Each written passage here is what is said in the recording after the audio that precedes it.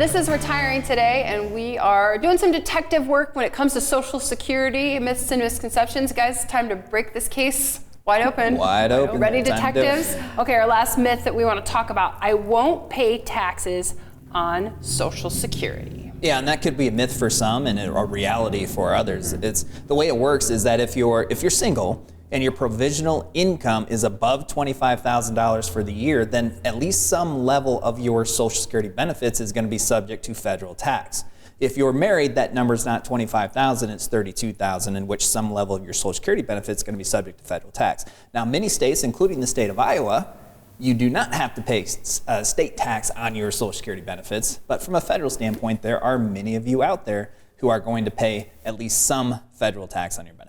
Okay, there, Dr. Watson, I got to back up just a little. You said provisional income. What's that I knew you were going to catch me on that one. Provisional income is a very technical term, and essentially what it is I need my notebook, I think, for this one. Take 50% of what your Social Security income is, add that on top of all your other taxable income, and that is the number that is gauged against the $25,000 and $32,000 number. Does that make more sense? Piece of cake. The Social Security stuff, piece of cake.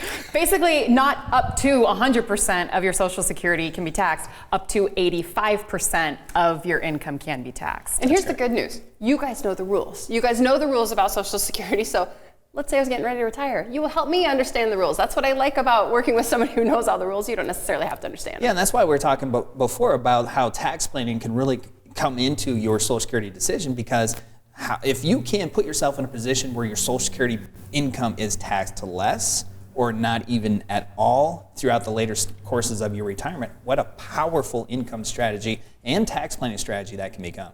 And strategy is what it's all about when it comes to retirement planning. So I talked a little bit about John and Sue. John and Sue are near and dear to all of our hearts here at Merkle Retirement Planning, because John and Sue go on a journey to retirement. And it's a really exciting journey. They have to make a lot of decisions. And the cool thing is their retirement plan, Loren, it essentially puts more money in their pocket at the end of the day. It sure does. And that's one of the things I really like about the online Journey to Retirement workshop is we take you through the retirement of a hypothetical couple, John and Sue. And we show you strategies that they put into their overall plan to help save them money, to make sure that they can accomplish their goals. And that's what I'm going to demonstrate right now on the board is one of the examples through John and Sue and how they can save money from an overall Social Security standpoint and what kind of decisions they have available to them when it comes time to elect their Social Security decision. So in this example, and this is an abbreviated version, we give you much more detail in the online Journey to Retirement workshop. In this example, we're saying John and Sue, they're both going to take their Social Security benefits at the age of 65. John's Social Security income is going to be about $2,300 a month, and Sue's Social Security income is going to be about $1,150 a month, and you can see the parentheses down below.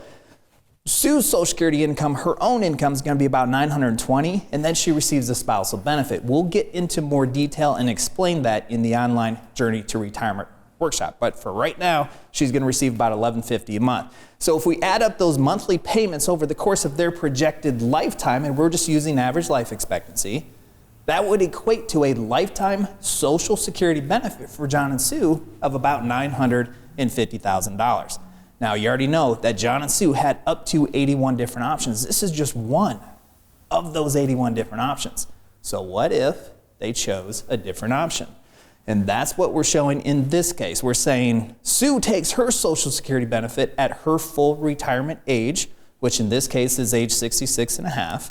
And when she takes her benefit, she'll receive $1,000 a month. John is going to wait, and he's going to maximize his benefit. He's going to wait all the way up until his age 70 to take his benefit. His benefit at age 70 is going to be about $3,250 a month. And when John takes his benefit at his age 70, Sue is eligible for a spousal benefit. So an extra $250 is added onto Sue's $1,000, equating to $1,250 a month. So if we add up over the course of their projected retirement, the monthly income they receive from that combination Social Security strategy, it will equate to over $1 million.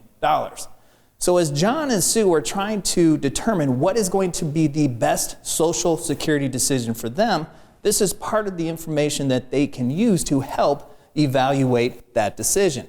And part of their evaluation is saying, what if we both take it at 65? Over the lifetime, we'll receive about $944,000.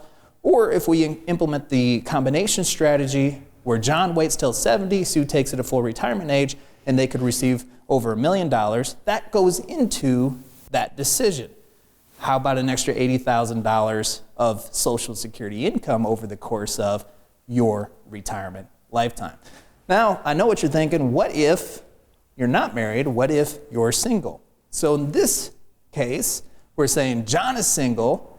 He can elect his benefits at age 63. His benefit would be about $2,300 a month. We add that up over the course of his lifetime, just under $500,000 of lifetime total benefit. What if he waits until 68? He would receive about $515,000 a month, or around $20,000 of lifetime benefit.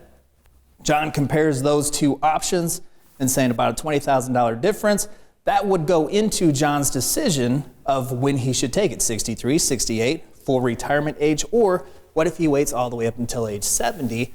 How does that impact his overall income from Social Security? And then we throw in all the other stuff that John has, like his pension and investable assets, that will influence that decision as well. But this is a great starting point to see how can John and Sue and then John maximize their benefits. Thank you for watching this clip of Retiring Today, and don't forget to subscribe. If you have questions about your retirement plan, take advantage of the complimentary 15-minute retirement checkup phone call.